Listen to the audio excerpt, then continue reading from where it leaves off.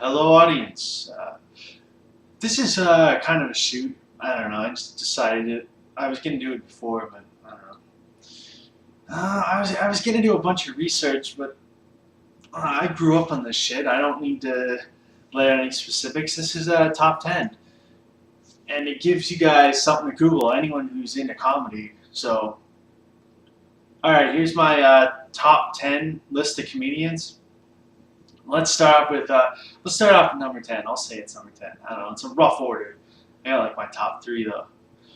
Don Rickles, the ultimate insult comic. He could insult every race, religion, whatever, cultural difference. Like he would have like Germans in the crowd, and he'd be talking about World War II, where he would have my favorite line of all is he would basically what he would do actually is he would get kind of the dudes that sit you in the seats, the ushers or whatever, and he would move people up.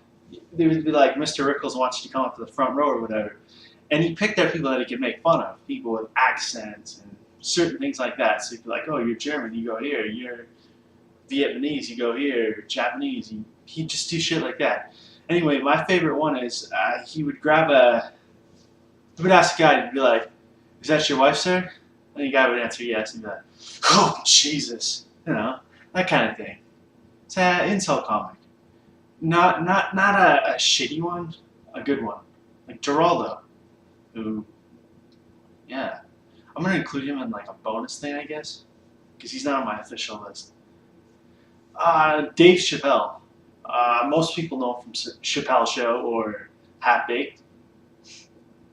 Dave Chappelle is awesome. He kind of burned himself out and took off to fucking Africa or something. I mean, yeah. He wasn't just in it for the success. I think it was more artistic reasoning. I don't know. Maybe all the attention just burnt him out a little. But apparently he's like kind of jacked now. It's weird. Because he was kind of not threatening, skinny and stuff. What? Alright. And then we have Bill Maher. He has a show called Real Time with Bill Maher. Previously had Politically Incorrect. I like this guy. He's a political guy. I don't agree with everything he says, but even when I disagree, it's usually pretty funny. He's a well-educated, liberal fellow. And yeah, if you're not into kind of, I guess, left-wing jokes or dick jokes, then you won't like him. But yeah, he does lots of other stuff, borderline sexist jokes. He does lots of religion jokes. He's very anti-religious. He has this movie called Religulous, where it's kind of a documentary. Interviews a bunch of different religious people, sees how crazy it all is, talks about how he was brought up Catholic. It's a really good movie. It's hilarious for a documentary, especially. So that's good. Even religious people could enjoy it if they're not so tight ass or something. All right. I'll say Lenny Bruce, the originator of that smash you in the fucking face, uncensored comedy. Even though he would tell jokes about, say, Catholics, for instance, and then Irish cops would arrest him, maybe hit him a few times, a bunch of shit. And he got so much shit, he started doing drugs and all kinds of weird shit. But, Lenny Bruce was hilarious. And he would intentionally say, like, cunt, and then he would use racial slurs, but to show that society was racist, not him. He would have, he'd be, well, I guess, I don't know if I can say it. He would say the N-word. It's not that I can't say it, I'm just not sure if YouTube will allow it.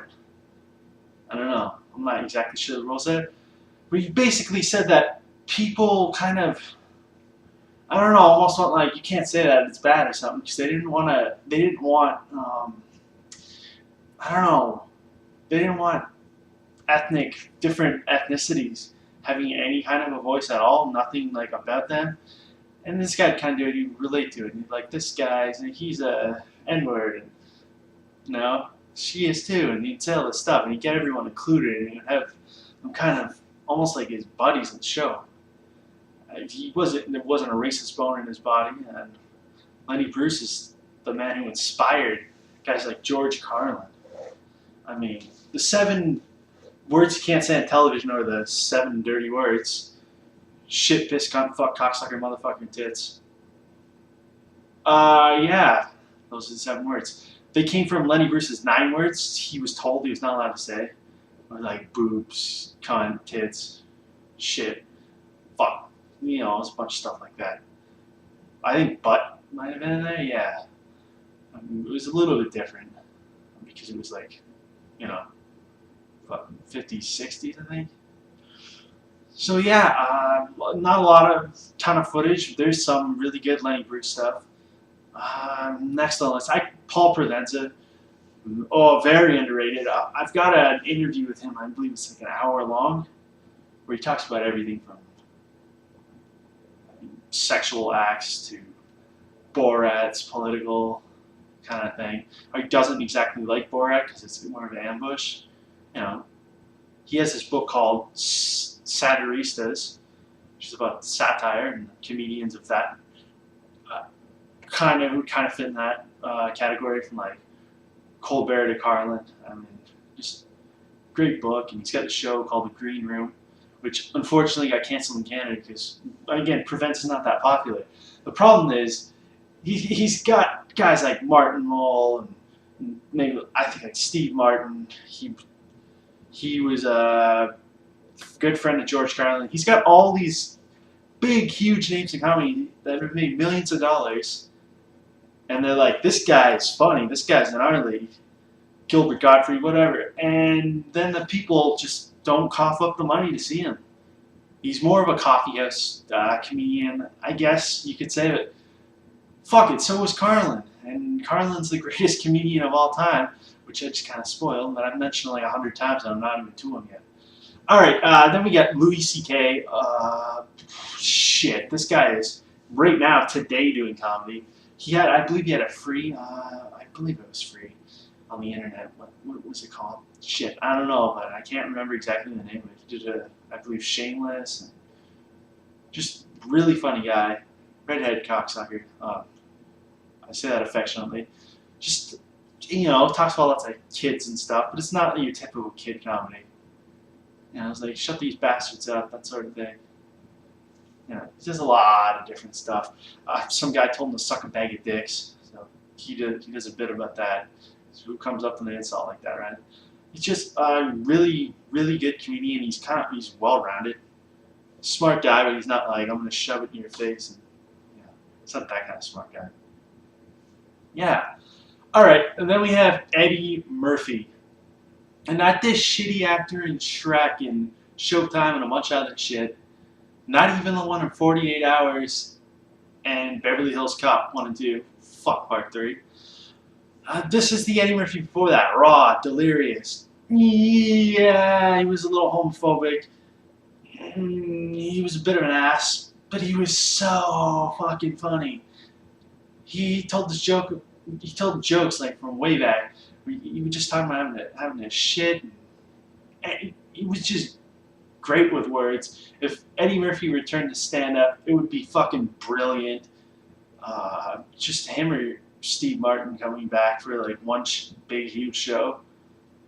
Blow the roof off any arena. Alright, and then we have Mitch Hedberg, master. People say a lot of other people, even Rickles, the master of the one-liner. No. Mitch Hedberg, great guy. I used to lie in a twin bed wondering where my brother was. You know, stuff like that.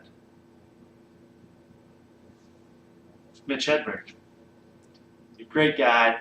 I can't think of all his lines right now because there's so many of them that like flood your mind. Just a great guy. Look up his one-liners. He's even got a website that came out after he died. Because he did die. That sucks. Yeah, Mitch was a little into drugs. He used to say he loved his UPS guy, or FedEx guy, I can't remember. Love my UPS guy because he delivers my mail and my drugs. You know, he would do stuff like that. Just quick, snappy one-liners. I write a lot of one-liners, so you can definitely identify that stuff. My shit is often weird his shit, lots of people would be like, what the fuck did he just say? They laugh because it sounded funny, because his delivery was actually a really brilliant joke. And I don't know, some of his stuff was kind of hit or miss, but he'd move right on to a good joke and just kind of keep going and going and going. So Mitch Hedberg definitely deserves recommendation, I guess. You should listen to his work. He left some great stuff, and he was young, and he could have come up with so much more. All right, then we got Rodney Dangerfield. I get no respect. I don't get no respect, you know. Dangerfield, I always talk about his wife. And, you know, told my wife I wanted to start dirty talk. She calls me from the hotel room, you know. That sort of thing. I don't get no respect. Dangerfield is also known for movies, like Back to School, which I guess the script was pretty and he kind of made it work. Triple Indy. Yeah, Dangerfield was great. He was in the siding business, and not really in comedy, and he had like this big duffel bag full of jokes from all the stuff he'd written when he was away, and then he got into comedy when he was really old. It used to be a young man's game. It used to be about being handsome and stuff. Now comedy, if you don't look like a fucking troll, you're not going to get in. I mean, I think I'm considered good looking in comedy, basically. So, yeah, putting on a little bit of weight, that's good for you. Lose a little bit of weight, get in good shape, look like Dane Cook, basically, and funny just goes right into your fucking system. I haven't even got to number one yet, which is the man, the myth, the legend, the dead dude, George Carlin. What can you say about this guy? He's the greatest ever. Question authority. Parents need to earn your respect. Don't just get it handed to them. Stuff like that. He was a great guy, rabble rouser, great comedian, great storyteller. He'd take you on a fucking trip when he talked to you. You didn't look away. You didn't. If your nose was itchy, you didn't even scratch it. I mean, Carlin was good. He had the audience in the palm of his hand. But I also have another number one. That's Richard Pryor. No one performed better on stage. It was like a more realistic, more real Bill Cosby, I guess. I mean, Bill Cosby was a great storyteller. Richard Pryor is fucking funny. He used to. Carlin said this, that they're having a competition who could have more heart attacks. You know, Carlin had him beat, and then he set himself on fire and had another heart attack. And, you know, Richard Pryor, I guess, won that war. Like, yeah, I don't know how. So, yeah, it's just a great list of inspirational people. Some people wouldn't call them inspirational. The comedians are just trying to make people laugh. You know, that's what we do.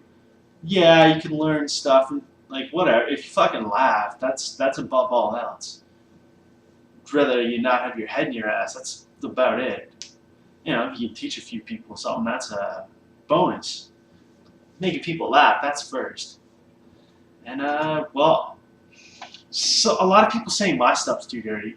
I might use the word cunt too much, or I might say something like rim job, or mention people having sex with corpses, necrophilia. Yeah, I might mention that stuff. But you know what my mother always told me? If you want to make an omelet, you gotta fuck a few nuns in the ass. It's original. People like that. Comedy people. Not so much the average Joe. Especially Catholics. Whew, at least they're not like they were in the 60s. I'd be crucified. Alright guys, I'm going to leave now. Everyone,